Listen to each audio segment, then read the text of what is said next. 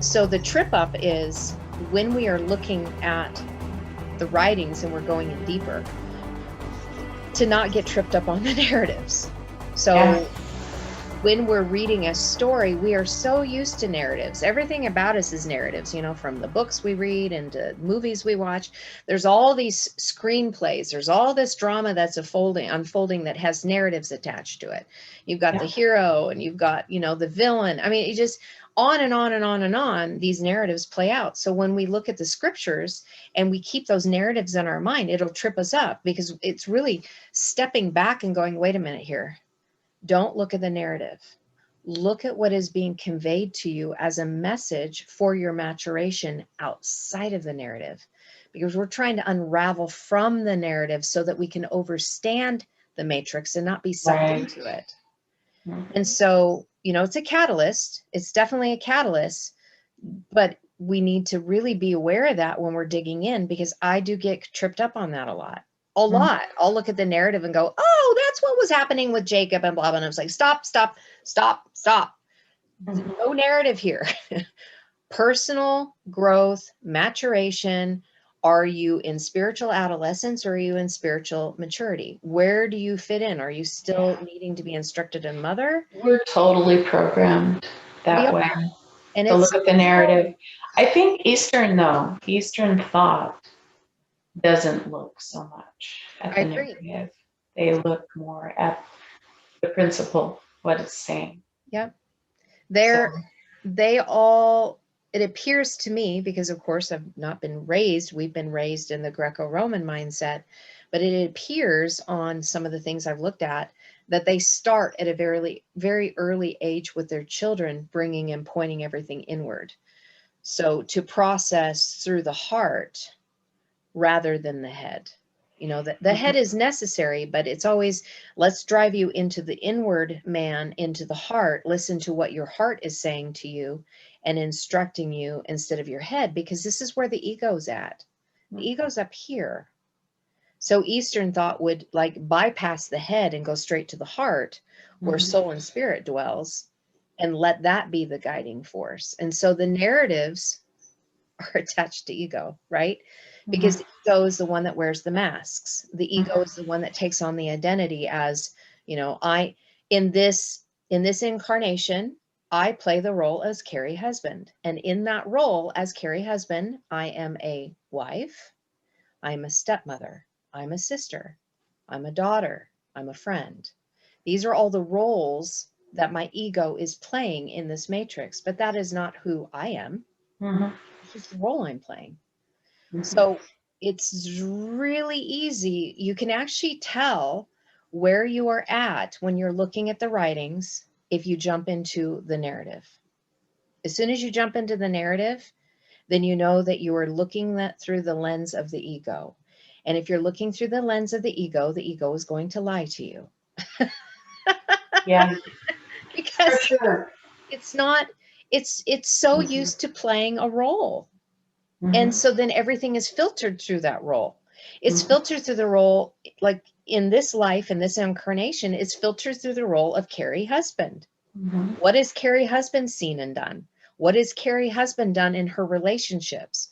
So trying to bypass the narrative and going into the heart is critical to be able to extrapolate that which is going to change you, to help submit that ego that lies to you and says you're separate, or lies to you and says you are your role, that lies to you and says you are your mask.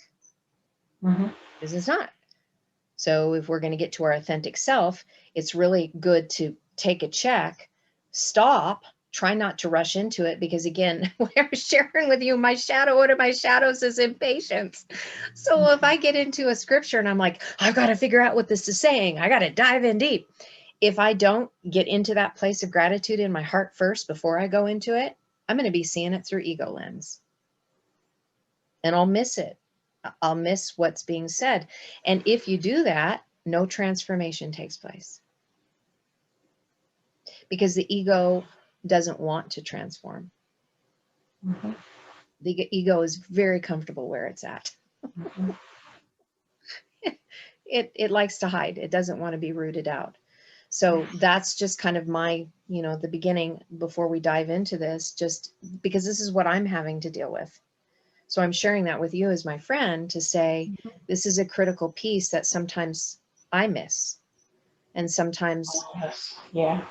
if we're going to be diving into these things, this is a sacred space. This is Mhm. very sacred. This is not the profane, right? So if we're using those words, the holy and the profane, if we're going into the holy of holies of where our heart is, then we need to leave the ego out. We need to leave our masks out and the roles and the narratives that we see in the writings and we see in ourselves, so that we can go into that sacred place and really pull out and reveal to us who we are. Because that's the whole purpose of doing this. Why else would we go through all of these steps? I Mhm. don't need more knowledge in here. I need this to be changed. That's what all of us need. We need the heart to change, because Ken says over and over again, it's an inside job, Mhm. not inside the head, inside the heart. And we're Yeah. expanding that. So anyway, I don't want to belabor that, but it's definitely something that has been really real for me Mhm. and in my struggles, to remind me of checking my heart before I enter into the sacred place of the sacred writings, and not to bring the profane ego into it. Because all that's going to do is spiritually puff me up, and now I have spiritual ego, Yeah. which is another mask. It's just That's good, another Carrie. We mask. all need to be reminded, that's because we all struggle with that. Yeah, it's about being real. It's about being real with one another and saying, yeah, we're all carrying this, and gosh, it's not fun to admit this, but by us talking about it, you and I or anybody else that's hearing about it, it's like, yeah, check into your heart. And for someone that says, I think that we over spiritualize, no, we don't. I think we under spiritualize things, because everything is about the spiritual journey. We've Mhm. made it into things that aren't it, but the truth is, it is a spiritual journey in the Mhm. material world. You can't separate them. They're meant to be experienced simultaneously. Yeah. One affects the other. Mhm. And it depends on where your path is. If you're in the material, you're going to affect your spiritual in not a good sense. If you're in the material and you're focused on that, you're going to squelch your spiritual. And if you're in the spiritual, you're going to squelch your material. The goal is to try to find the middle path between the two. Mhm. Center balance, center stand, which is what we were discussing earlier, and Mhm. trying to find those things. And that was a discussion I was having with Ken this morning when I was going through my own wrestle. It's like, got to find the center stand, because if you're in a place that's not sustainable, you know why. You got to have a balance. So, having said that, I want to dive into this next portion. It's not a long verse. So I wrote down on here too what Janet McGeera translated it as. John Etheridge is on the top portion. I should actually probably put that. It doesn't really matter. Actually, I was wanting to change the font color so that I keep track of it. Because I Mhm. have, like, when I do things, John Etheridge is in green, King James is in purple. Not that I'm assigning that King James is royal. I'm just, anyway. Mhm. Black is usually when I look at Janet McGeera, so that I know. So Janet McGeera said, but with good works, as it is proper for women who profess reverence for God. So we were talking about in the last one about what gold looked like, what pearl looked like. And it really was a process. I'm going to just show you one thing, because I find this really fascinating. Again, everything is fascinating and interesting. I use those words all the time, because it truly is. I haven't found anything other than fascinating and interesting. So it's really fascinating and interesting to see the facets of the fascination of the writings that Paul's saying. How's that? Oh my gosh, Carrie. I laugh at myself. So the only thing I'm going to show you on this previous verse that we were looking at, so we can carry it over, is that we have a form of woman and wife here. And I'll try to enlarge it a little bit more, and we'll just, I'll slide my little slider over on the bottom so we can look at it as we go. So in the portion in the previous verse, it's talking about like outward adornment. So, you know, about not the braiding of hair and everything else. But I found it very interesting in that verse specifically, it was talking about the difference between having fine gold or just being covered with a thin layer of gold. That's not really all the way through. So when Paul is writing to this, he's saying, you know, obtain the fine gold, which means you're going to have to go through the fire of purification, because you can just put thin gold over the top, but you're not really changed. Mhm. Thin gold is going to wear out, right? So anybody that has a piece of jewelry that just has a gold layer over it and you wear it on your skin, you end up wearing the gold off. Same thing with silver, because it's a thin layer. It's not all the way through.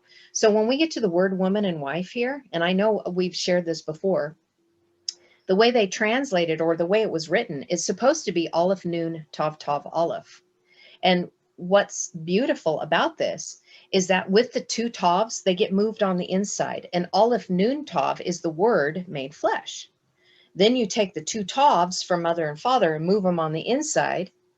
Instead of them being an external factor of tweaking, you brought both covenants into one on the inside. Now you are the word made flesh as wife. Wow. So amazing. Paul didn't write it this way here, though. He wrote it as nasa or nasha. And when you look at the gematria, anash is weak and feeble, but we move the aleph from the suffix or from the prefix to the suffix, which the reason why he wrote the word this way, connecting it to Hebrew, it means to lift up, to be lifted up and to be carried away out of the beast narrative, out of the weak and feeble position, because we chose to what? The reason why the aleph got moved is it's showing you right here that you must take the spiritual path, which is the consuming fire that is meant to produce oneness unity. So in order to get to the Aleph Nun Tav Tav Aleph, this is the journey you must take so that you can have fine gold all the way through instead of just having this surface layer of gold that is going to wear off, and it's going to be a false, you're going to be a fraud, really. It's like you aren't really the fine gold that was intended by becoming the word made flesh, because it's meant to lift you. And when you try to polish the outside without doing the inside work, because the only other thing I'm going to show you repeatedly in this previous verse, Regina, it's so fascinating. Here we go, fascinating. It's so fascinating.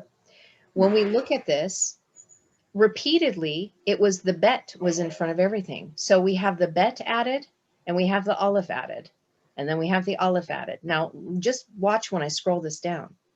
So then we have the door in front of this clothing. But then when you look at the next word, there's a bet added and an aleph added.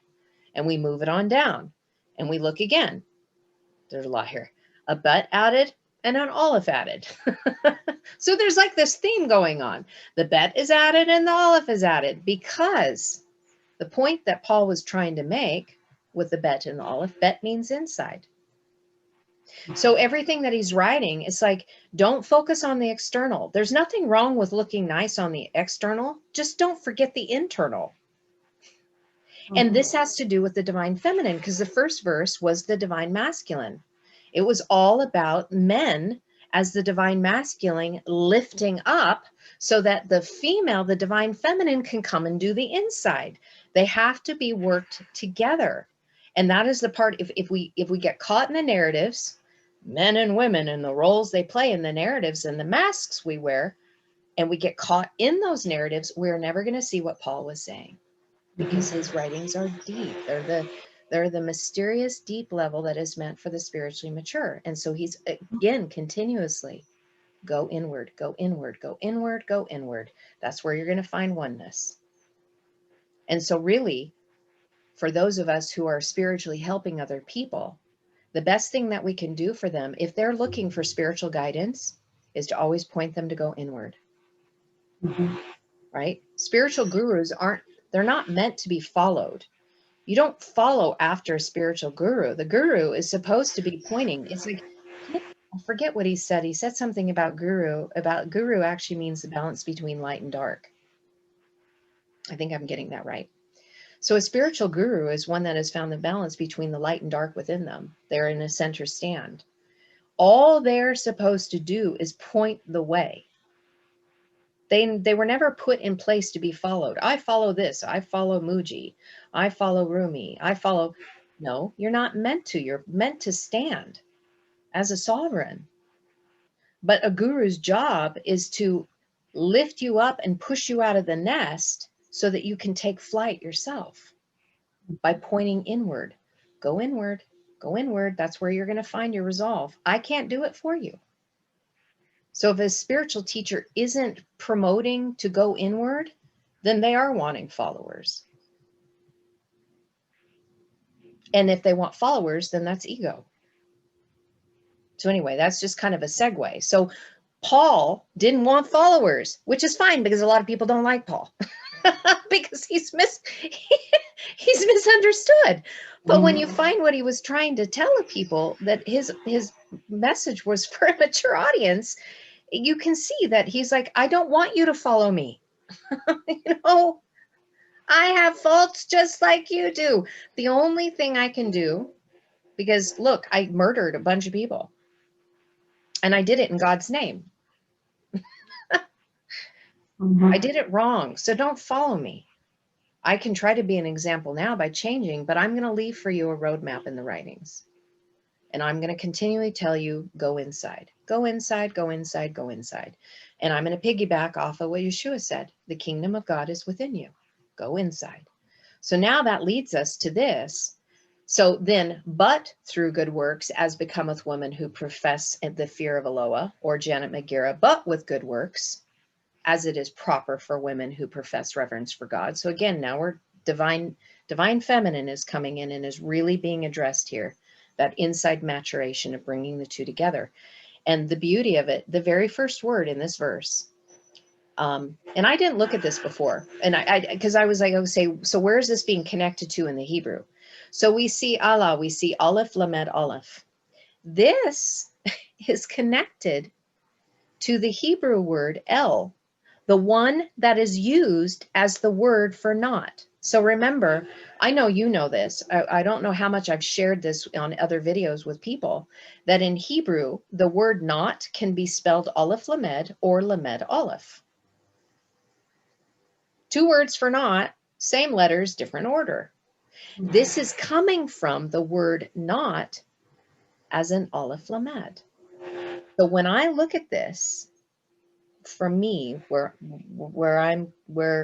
Carrie is in her taking off her mask and trying to be authentic, this is one who has become, in a way, nothing but one.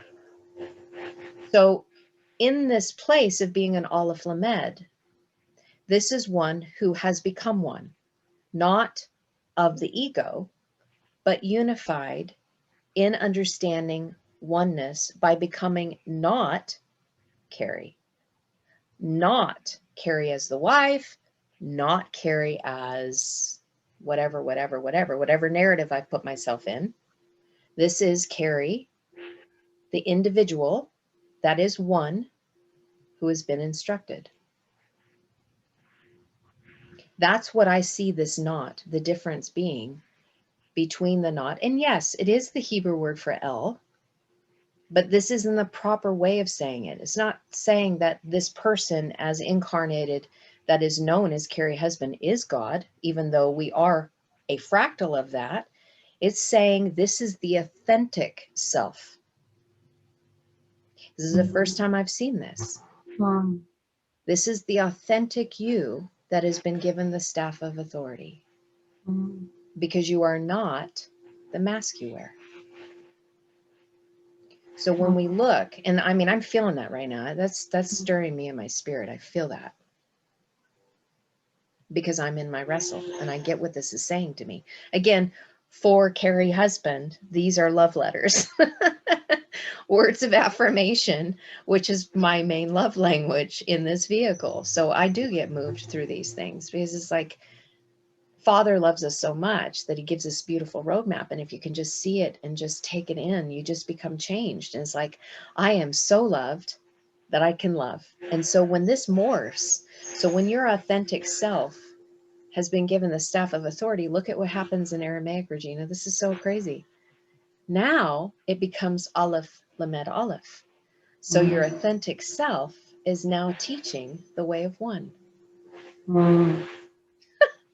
Wow. That's so beautiful, because this is a teacher that has removed their mask. Mm-hmm. So they're coming from the place of authenticity. So this was the whole point. And this is why I love the continuity when you can look at these scriptures and see like how they're crafted. Because really, these verses are crafted. These are not just happenstance like a court reporter that's just typing things through a stenograph saying this is what was said and blah, blah, blah. No, they were specifically written to relay a message. And so here Paul goes and belabors, go inside, go inside, go inside, go inside. And then in this one, the authentic self that is the teacher that teaches the way of one. Whoa, that's so incredible. And so when we segue into the next word, it's speaking about the things that we do, our deeds, our works, our acts. And it's this, it's fascinating. There we go. It's fascinating to see how much information is in this one Aramaic word, just in the root. It's much deeper than just the Hebrew basic understanding of this word. Look at all the meanings that this word has.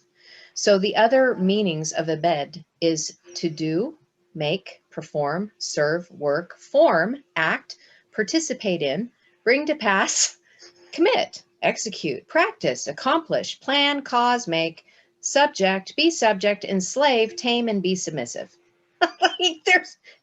This is a multifaceted word. And really, it can be summed up into this: you're doing. Mm-hmm. You're doing. And when the letter bet is added to the front of it, because the root I highlighted, ein bet dalet, when the bet is added in the front of it, it means effectively. It means that that which you are doing effectively. Wow. Mm. And that is because you are your authentic self. That which you do from that position is going to be done effectively. Because why? Because the bet is added again. Paul is saying it's effective because you worked on your inside. The only way the mask can be removed of the ego is by doing the inside work. And if you do the inside work, you should be pierced. That's why the bet. That's why he wrote it as the bet sound and not the va, is the ba, because you were pierced on the inside by the work that you did and the work that you do. So it's like past, present, future, all in your now, on the inside, in your now, because you were given the eye to see through the building process by going through the door of the inward man into finding oneness unity, because the Aleph is added too. So in other words, the inside work leads you to oneness unity. And because of the oneness unity, it's also, this is a Hebrew idiom. The word aved is a idiom in Hebrew Aramaic that means fruit that yields, produces. So you're producing and yielding fruit because that comes from the place of oneness unity. That's the natural outpouring of one that has found oneness, because they're not taking, they're giving. Love, joy, peace, patience, kindness, goodness, gentleness, faithfulness, and self-control. All of that comes from oneness unity on the inside. Can't manifest it. And if it's Christ in you that is doing these things, that means Christ anointing that is in you because you activated it. Oneness unity is the Christ anointing. Oneness unity is Mashiach. You can only do that by going on the inside. Wow. And so it's even connected to keeping the feasts and celebrating, not doing the feast as a religious act, because the feast, when you take a look at them, and I think you and I have talked about this before, and eventually I will be sharing about it as part of the finality of the teaching of the ancient Hebrew wedding, it's all a celebration about the stages of our becoming. We get to celebrate the work we've done. Like, woohoo! Yes, in a good way, because we come together collectively and we celebrate collectively. Wow, look at what we've done. Oh my gosh, we're all unified right now. Isn't this incredible? I know, Love Fest 2022, whatever, because we've all done that. It's the work that we've done on the inside that produces the fruit on the outside, which brings oneness, unity. That's why we come together for the feast. It's not the religious aspect. If I don't keep the feast, I'm going to get punished and I'm going to go to hell. God's going to be angry with me if I don't keep the feast. You're missing the whole point. Mhm. We're coming together to celebrate the process of our becoming. Mhm. That's what it's about. It's not about because you don't keep the feast, you're not saved. Ego says that. That's not what Father says. I made you perfectly. You were wonderfully, perfectly made, knit in your mother's womb.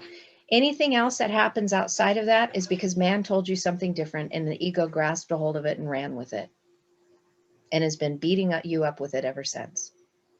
But that's not what this is saying. You go inside, you do that work on the inside, and you have oneness, unity. It's time to celebrate. It's time to celebrate because I can see me and I can see you. I can see you properly because I was given the eyes to see. But it also is the word that also means an idiom for waging war. But again, what is Paul saying? The bet is added. There is a war that is being waged on the inside of you. That's the one that you need to be paying attention to. That's the one you need to be seeing. And it's because Ein Yod Nun, because your fallen flesh beast ego is causing that warring inside of you, that you have the waters of chaos. Mhm. But here's the other part of this little mystery in here. Because really in the static form, you can take a look at this too, because in the root of it, it talks about serving, tilling, enslaving. But again, remember, in the linear fashion, in the divine masculine, this would be very much the case, because we need to understand about what serving looks like. Because this word, Regina, this word is the exact manifestation of what duality looks like in serving others or serving self. Mhm. This word, to serve or to enslave,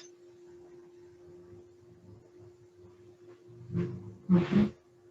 based on how you see on the inside. How you see on the inside of you is going to determine the door that you go through. The door is either going to be serve others or to enslave. They both till. They both till. Because the soil on the inside is going to determine what kind of seeds get planted. The thing is that if one goes in with the work and the deed to enslave others, they're not tilling their inside. They're tilling you. They're turning you under. But they're not doing the work. And so when we look at the other part of what's being hidden in this, we have the Ein Dalet. So Ein Dalet, if you look at it in the root, so a witness and a testimony, specifically a recorder. Each one of us through our DNA records all of our deeds, everything that we do. That's why they found in science that the ability to, as a computer, as we are this organic, wonderful computer operating system, our DNA that they say is junk DNA, we have the ability to store memory. They said, you want to store things, use your DNA. Well, that's because we are. Mhm. Our whole life is stored in our DNA. Everything that we say, everything that we do, we're not connected with that. That's like behind the veil, but it's all in there. So the Ein Dalet, to see which door you went through. What are you doing? It's all being recorded as a witness and a testimony to what you are doing, what? On the inside. It's all being recorded on the inside of you. That's this beautiful thing that when I saw this, I freaked out. I'm like, oh my gosh, this is proving science. Everything that you do or saying is being recorded on the inside of you by the work and the deed of what you do. Are you serving others or are you serving self? It is all being recorded. And it will be a witness and a testimony to your life because it accompanies eternity and perpetuity. It's all there, all of it. Wow. So Paul, in his infinite wisdom that he had with being able to write the codes, he's saying that everything that you do, make sure you're doing it to build the inside of you, because that is the most important, because the inside of you is going to be the witness and the testimony of what you did. Did it bring forth oneness unity? Dang. If that isn't a sobering piercing right there, how much he could just write and just pass the letters on and go, have fun. I'm sorry, I'm laughing about that because you just see that, you get taught the code, right? You get to learn how to read it. And now Paul's writing these writings and these letters are being passed out. And you can see, like, I'm playing a skit in my mind, small home group Bible studies, right? And they're taking out Paul's writings and they're dissecting them together. And then they get to this portion, they're like, oh my God, everything we do is written and recorded on the inside of us, and they're all looking at each other going, did you know that? No, I didn't know that. Oh, wow. We really need to be rethinking things. I get to the contemplation that even in the small home groups, because that's the way they were meeting, right? And Paul's letters were being passed around and the disciples were teaching the code. Why there was so much change, because they could see it and they're like, wow. And that's why they didn't need Paul. They just needed his letters. Mm-hmm. They just needed his letters because he was writing and they was disseminating them out via courier because they carried so much weight, because the letters were instructing them. They didn't need Paul. They needed the letters of the letters. Wrap your hand and mind around that. So then we move into the word good. So that which we are doing to build us on the inside to bring us to oneness unity is good. It's good. And I always thought, before I really started looking at it, like when I first heard the word tov for good, I thought it was a tov. It made sense to me that the covenant would be good. It's with a tet. It means you're going to wrestle. It's not instant. Did you know that? I mean, did you? Yeah. I mean, it makes sense that it would be a tov, but it's not. Well, it's spelled with a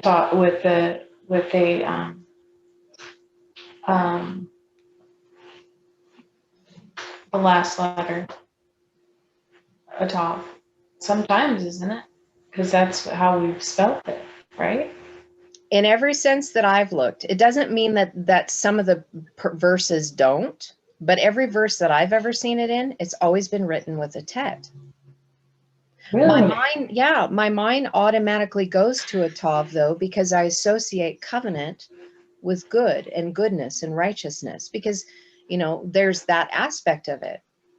But really the root, and this was why I was so blown away. I mean, I saw this a while ago, so it's not like this was fresh for me when I was digging this verse out, but I had to really comprehend what it was saying, because goodness, so good things, goodness, and using it as an adverb, greatly as an adjective, more, great, high, precious, and expensive, right? So we think about the things that are very precious into our life, like so Paul's saying the work that you are doing is an inside job and it is precious, but you're going to have to wrestle through it.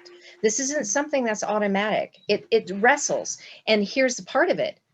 The way it was written in Aramaic has a bet aleph on the end of it. Bet aleph means to come and go. It means that your wrestling is going to come and go in the process of becoming one. You're going to have things that are coming up with that you're going to wrestle, and it's all good. That's the point. Your wrestle is all good, and it's going to come and go. You're not going to be in the wrestle forever.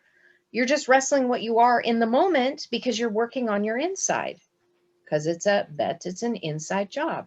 Which totally confirms that, the contrast is good because Yeah.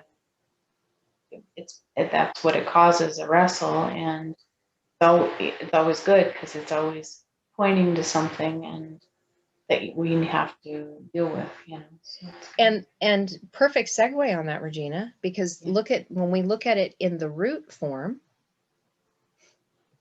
it has a vav in there. So the wrestle is meant for us to connect in our heart to build us on the inside. Wow. So having this understanding of what good is, we can then transmute the things in our past that were a struggle for us to see the purpose was for us to connect in our heart. So that's why when you have people that have suffered horrendous things and abuses and they choose to love, they wrestled with it on the inside and they transmuted it into something that would not cause the division but bring them closer into oneness unity on the inside. Because when their heart was pierced and they were connected to their heart, they then could look at it and go, oh my gosh, now I love greater, right? Because we were talking about it. So the greater of the suffering, the greater love when it's transmuted. The greater darkness, the greater the light. And it's right here in the word for good. You can see it through the letters, and hence why we lose so much in English. So the wrestling will come and go on the inside until you become one. That's the whole purpose. And so when we look at the word tov in this wrestling, it's a good thing. It's for your benefit. It's for your welfare. That's part of the meanings. So that, being pleasant and in being agreeable and being good, recognize the wrestle is intended to produce oneness unity. It's all good. I remember when I was a nail tech, I had a plaque on my wall, and it was like letters that came out of the wall. It was metal, and it said on there, "It's all good." And this was before I got into the Hebrew. It was just a phrase that felt like it was an embodiment of the core of this being. It's all good. It's all good. Even though it hadn't fully manifested in my life because I hadn't dealt with my trauma yet, it was like I was broadcasting it to every person that came in and sat in my chair. And every time I went into work to remind myself it is all good. And it shows it right here, why this word means it. The wrestle is good. Yeah. It's good because it's meant for you to connect at your heart level to build you on the inside, which was the whole point Paul was saying. Go inside, go inside, go inside. If I haven't said it once, I'm going to say it 1,000 times until you become one. That's the best thing I can do for you is keep pointing you inwardly. So then there's a question that ends up being presented here. So I added this area that I've highlighted because it's part of the word itself. It's more definitive in what they're sharing it is in as and how, but it's really a question is being asked. So, okay, I see we need to go on the inside. I see that the wrestle is good. It's meant to produce oneness unity, but how do we accomplish this? How do we become one when we're wrestling that? Because we're wrestling ego. We're wrestling the masks and the roles that we play. How do we deal with this? So when we look at the Aleph Yod Kaf is the root of it, Aleph Yod Kaf. Sorry, try to highlight it, and sometimes Word won't let me highlight it very well.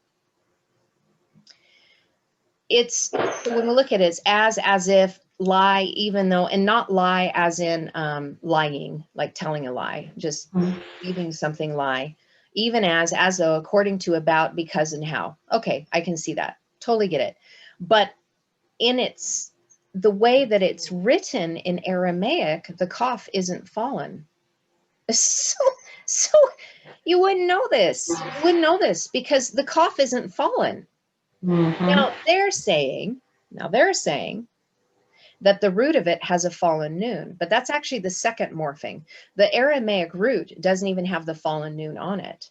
So this was like the first morphing from the root had the fallen noon.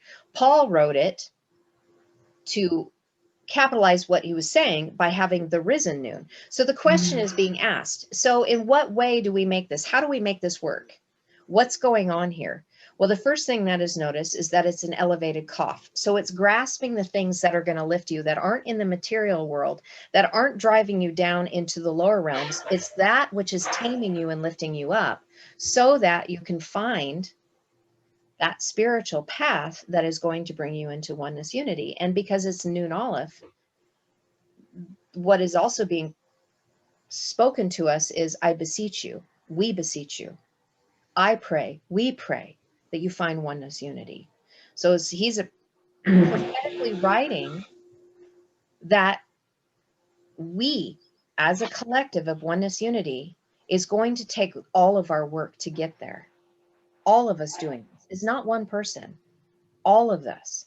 And there's a prayer going out and a beseeching, come on, we can do this. We all need to do this by the work that we do within ourselves. Oh, but it's written. That's the so cool thing. It's this has been written in this document 2,000 years ago. Letters being passed about, and now we have the eyes to see what Paul's saying. And a lot of these people out here already are getting this revelation, and the word is backing it up. It's like Paul saying, yeah, go inward. We all need to do this, guys. Mm-hmm. So the question is answered in literally what we're seeing. This is so beautiful. And if I get emotional, it's just because of the wrestle I've had this morning. Yeah. Because of the mask I wear that I'm trying to remove. Sure. So the answer is, how do we do this? Mm-hmm. And when you drill it, when you keep drilling it down and you look at the root of it,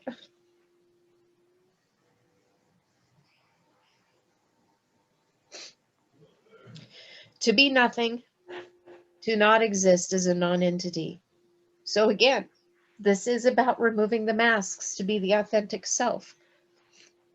And it's funny because we look at it as sometimes a scary thing. What? I'm losing my identity? No, you don't understand. All you're doing is you're losing your mask of the ego. You're Mm-hmm. revealing the authentic you, which is of one. Mm-hmm. This beautiful, beautiful fractal of one that is coming in source energy to say, here I am. But I'm not the mask I wear. I'm not the role I play. And this is the same root word that, and I've said this before, but I want to keep drilling it because Ken's really the one that brought it forth, is that Enoch, this is the same root for Enoch, who was, and then who was not. Mm-hmm. Mm-hmm. Same root word. So when we see what happened here, it's saying that by doing this, right, the Kaf has been added on the inside. How fascinating is that?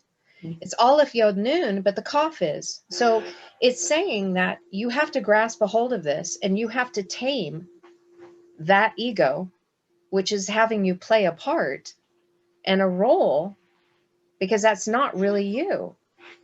Because if you grasp a hold of this concept, it's going to put you on the spiritual path. And we pray that you are going to find oneness unity, because this is going to reveal you as your authentic self without your mask, without your role, without your drama, without your narration, your narrated story. The drama is just you. And Aleph, and here's another beautiful little nugget. So Aleph Kaf, without the yod in the middle, Aleph Kaf means surely and truly. So Paul, knowing all this, surely and truly you have power on the inside. So again, remember, it's a question. How do we do this? Surely and truly you have power on the inside to make this happen. And then Kaf Noon means to be right, truthful, and honest. So in other words, oneness unity, you remove your mask, you reveal your authentic you, is the most honest of who you are when you don't play your role. When you become nothing of your role and you just are, this is truthfulness and this is honest. This is honestly you. Truly, this is you. And this is why Kaf Noon Aleph means to give a name, or call. I call you one. I call you one.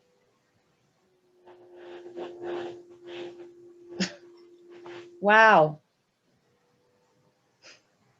So this gets into that place of why we can actually say the I am, right? I am. I'm not my mask. Yeah. I'm not the role I play. And he's showing how.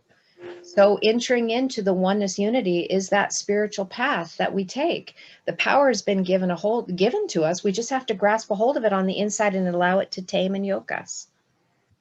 To be willing to be truthful, honest, and to take off the mask. And then it leads into this next word. And here's something, I've never seen this word before. And the reason why I've never seen this word before is in the entirety of the Tanakh, the Old Testament, it's only used one time. So it's like finding a needle in a haystack, truly, because it's only used once. In all of those writings, this word is only used once, one time. And it means to be suitable.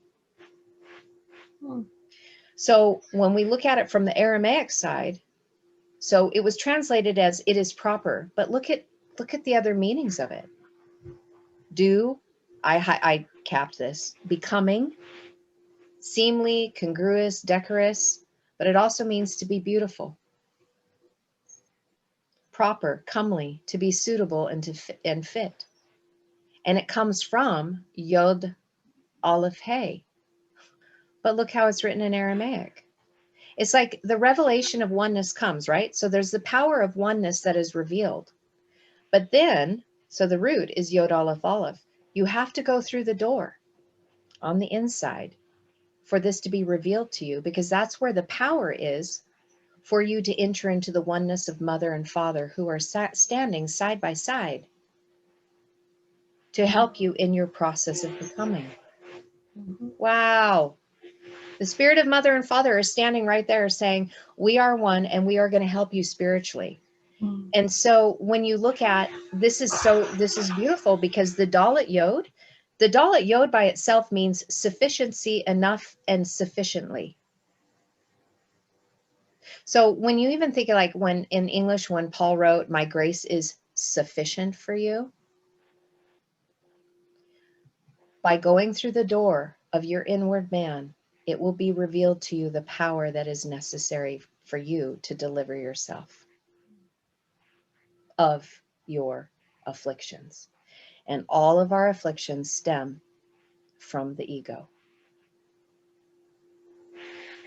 And then mother and father are there in spirit saying, we're going to assist with you in your process of becoming, to help make you be beautiful, to make you be suitable. So etymology for suitable, I thought, okay, let's take a look at this, right? There's a lot of stuff here. Ken and I were talking about part of the law aspect of it as a noun, but in the verb, to be agreeable, to fall in with the views of. Well, what are we falling into the views of? Oneness, unity. That's what we're talking about. And yeah, a retinue clad in light clothes. Well, of course, because we're creating our garments of light. That's what the whole parable, Wise and Foolish, was talking about, creating our vessels of light so that we're clothed in light. And this is interesting too, to dress oneself. We're dressing ourselves with oneness unity.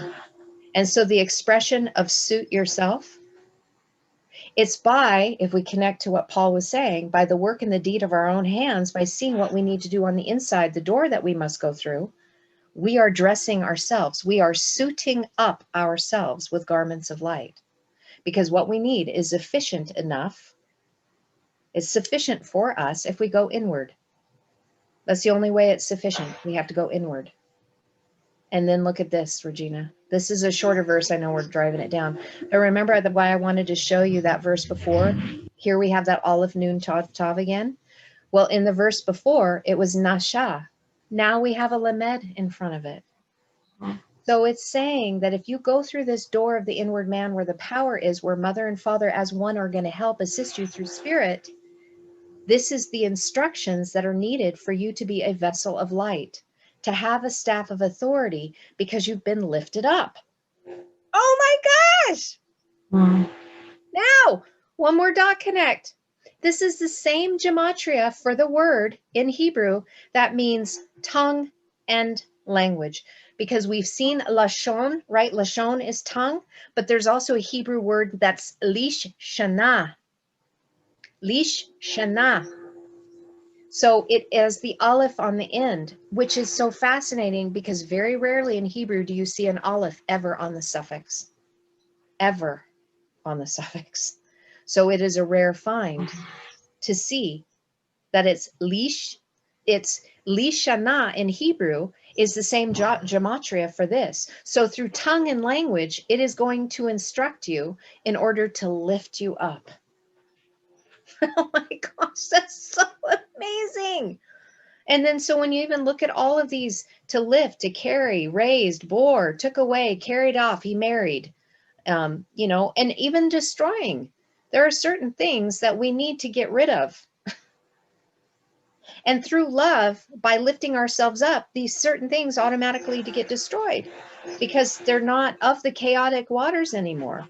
Because we took the instructions, we took the spiritual path, we allowed the consuming fire to burn up the things of our lower nature, because that's what's being destroyed. The fire is destroying our lower nature so we can enter into oneness unity. Oh my gosh, that's so incredible. So it's the instruction of light through the spiritual path. If you let the consuming fire to do its work, then you will be lifted up. And then the goal is what this form is. This form is the word that has been made flesh, transformed now as the wife, taking the external covenants and bringing them on the inside into oneness unity, right? Because it's Aleph Aleph, spiritual path of the twin covenants now have made you wife. So this means this is like the fulfillment of the divine sacred wedding, of bringing both together on the inside. Oh my gosh. Wow. Wow. But a teaching shepherd needs to come, and literally the language does that. So you have a shepherd that comes that shows you how to read the code, then says, here you go. You have all you need. Now go dig. Because the letters are what are teaching you. You know, the teaching shepherd only lasts for so long. And that's why Yeshua was like, I'm going to disciple you, and then I got to leave. Because if I stay here, hence why he willingly went to the cross. If I stay here, you're going to always be looking for me to give you the resolve. I gave you everything that you need to. I'm going to be a stumbling block if I stay here. And yeah, that doesn't fit the narrative, the storyline of what we've been presented. But from what I see, that's exactly why he willingly went. Because he knew that precisely what happened did happen. That's what he didn't want to happen.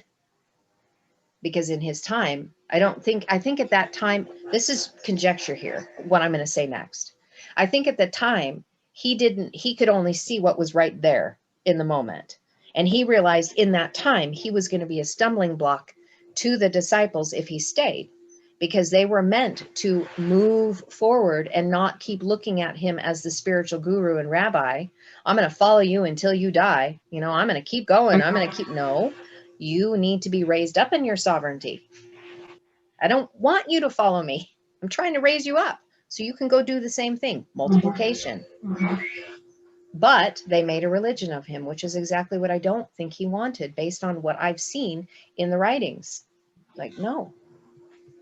I wanted to be a teaching shepherd to help lift you up so that the tongue and the language could instruct you, and then you could go teach others to do the same thing I did, to go teach them how to do it so they could fish. They could provide for themselves. So now we're drilling down. Confess, give thanks, and promise and promise. Now, this is a word. I'm not going to try to take too long on it, even though there are a lot. There's a lot here in this one, because the look how much this word is morphed. I just blow. It's like, again, don't think that they weren't crafted. These were very specific way. They were written this way, and you would never see it in English. I say that 1,000 times. You would never see this in English. The word Yod Dalet Aleph.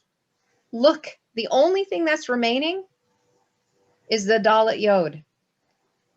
Meaning, the Yod was removed from the front, got put on the suffix, taken away from the front of the root, put onto the suffix side, and then there's the Dalet. So right there. Look at how much was added. Oh my God. Wow. And you wouldn't see it in English. They just skip over that. It's like, okay, so this word means profess, give thanks, promise. But this word has been written many different ways. So Paul is again trying to connect us, follow this down.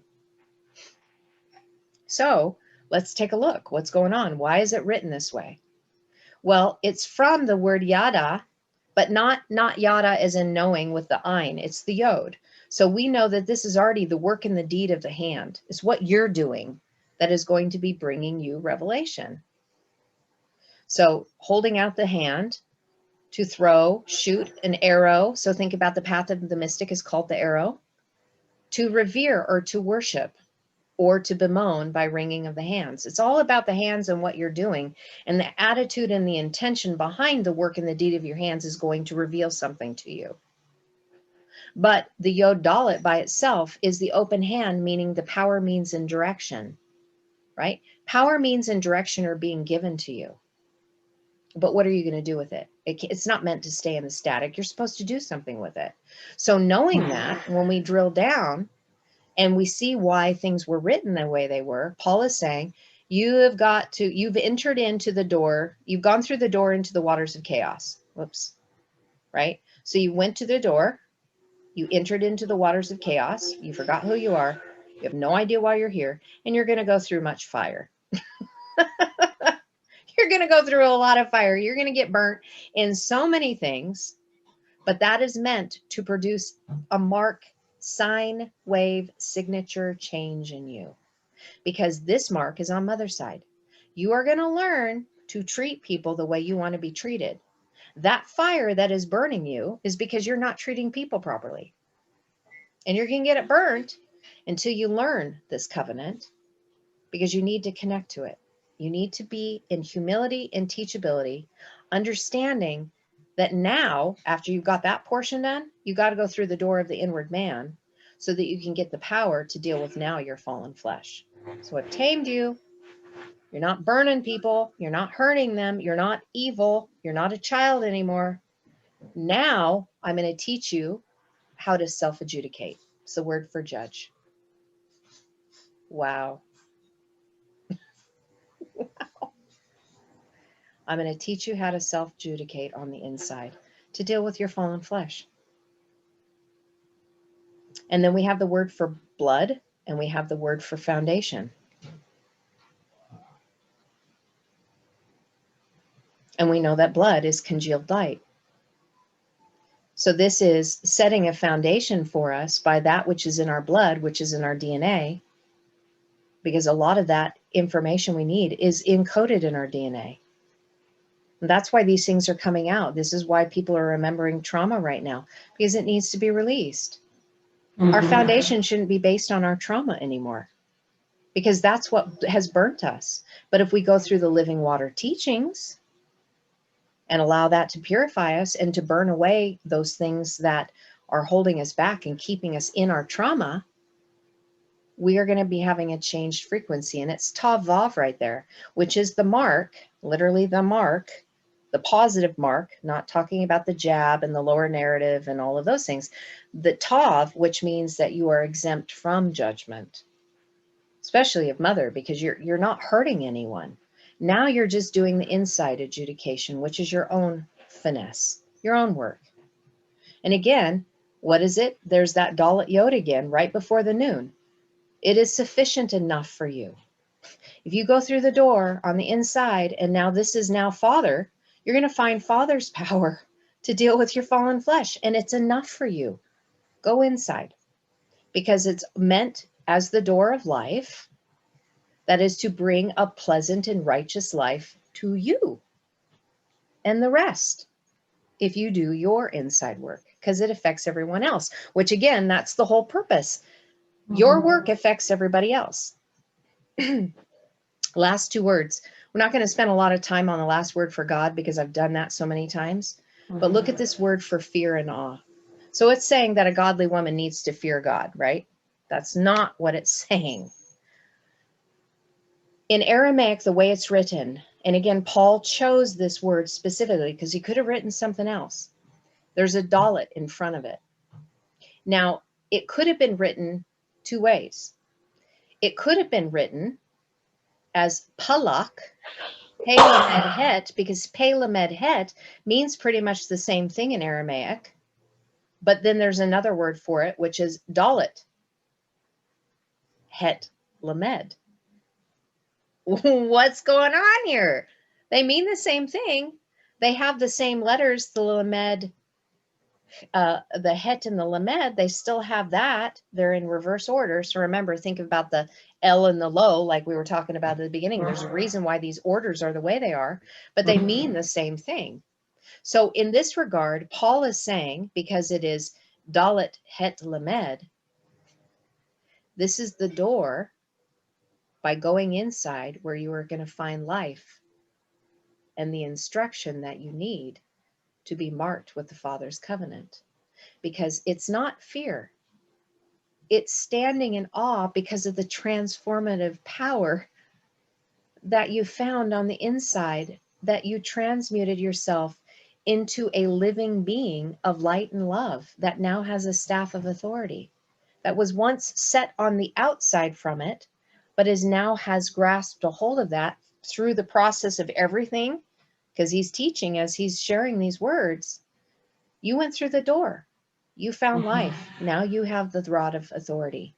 Now you are a teaching shepherd and you've been marked with a different frequency. So stand in awe of what you have done. Have respect for the process.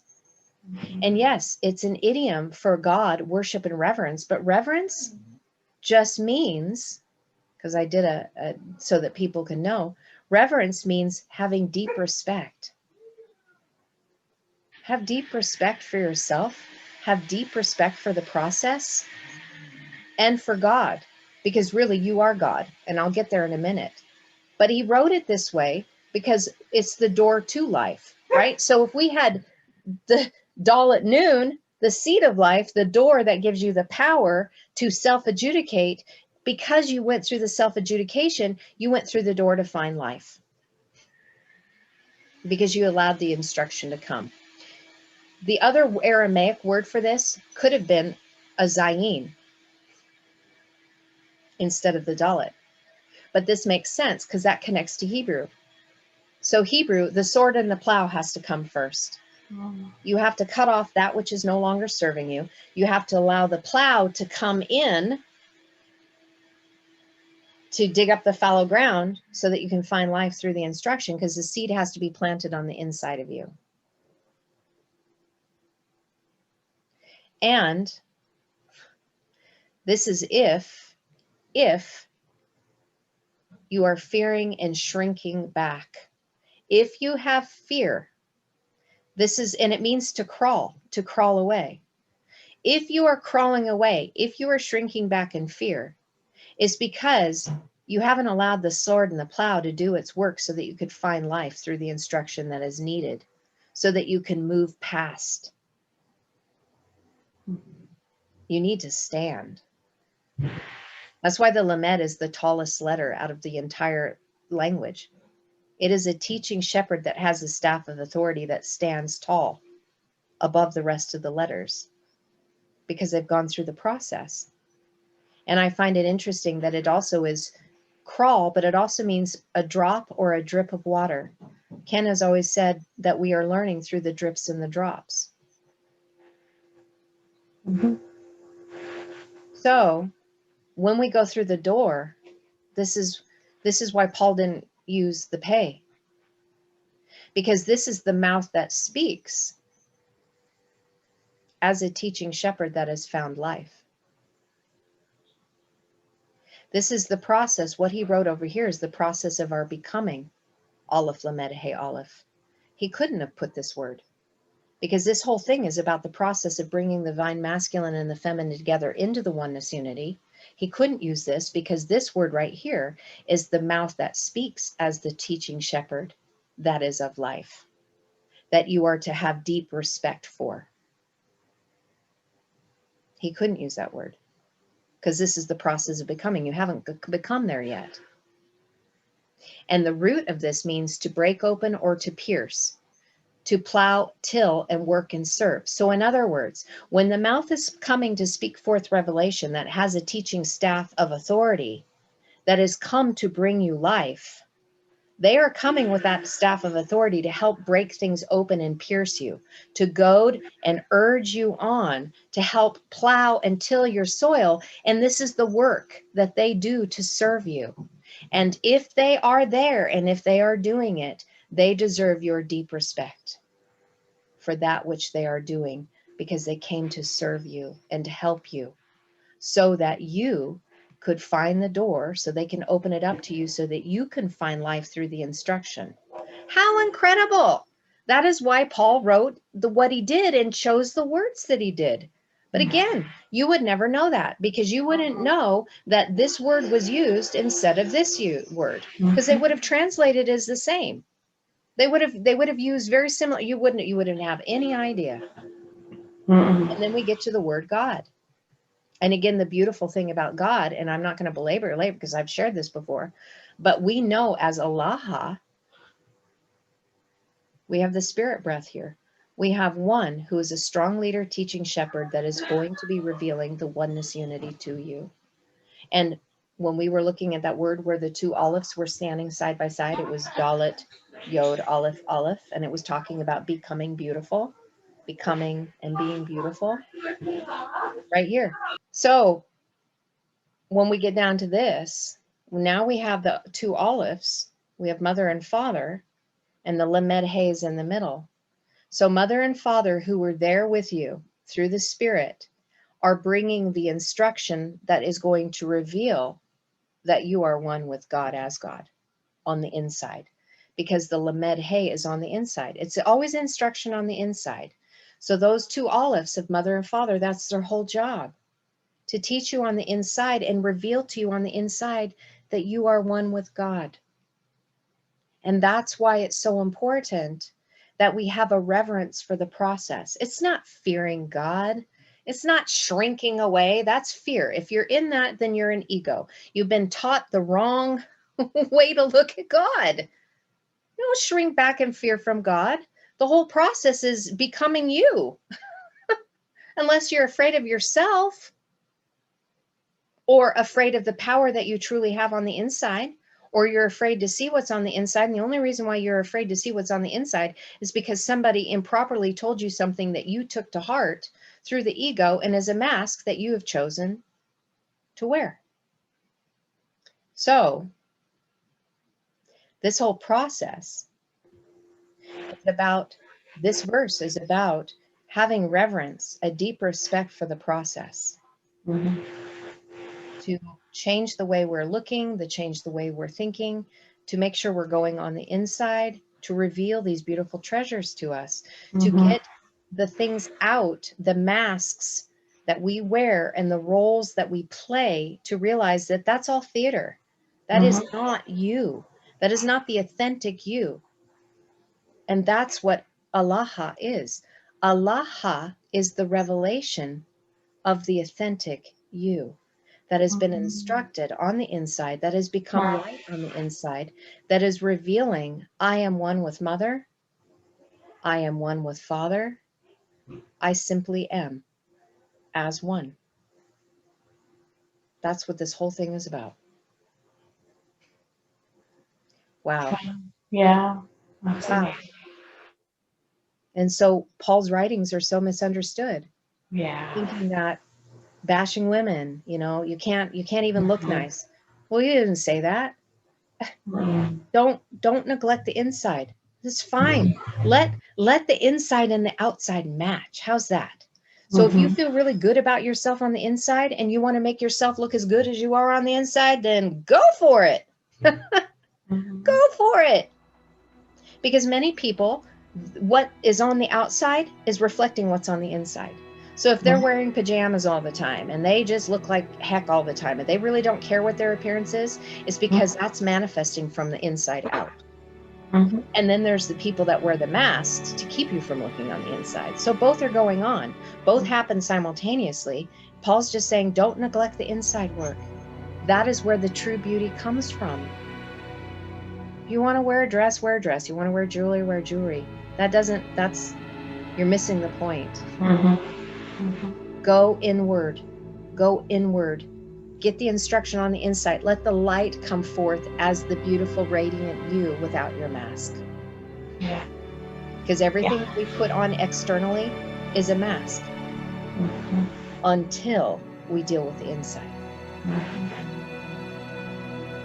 Yeah, beautiful. That's good.